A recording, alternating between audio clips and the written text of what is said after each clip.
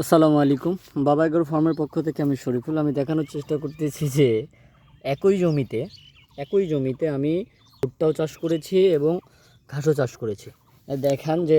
দেখায় আপনাকে লাইনে যে আছে দেখেন, এইটা হচ্ছে ঘাস আর এটা হচ্ছে ভুট্টা।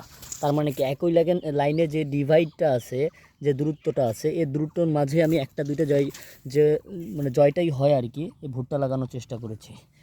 এই যে আপনাকে দেখানোর চেষ্টা করি যে এই যে হচ্ছে ঘাস, তো এই যে ঘাস দেখা যাচ্ছে, এই যে ঘাস। তারপর পরের লাইনে দেখেন যে একটা ভুট্টার গাছ। আবারও একটু দেখাই, এই যে ভুট্টার গাছ, এই হচ্ছে ঘাস। যাই হোক, আলহামদুলিল্লাহ।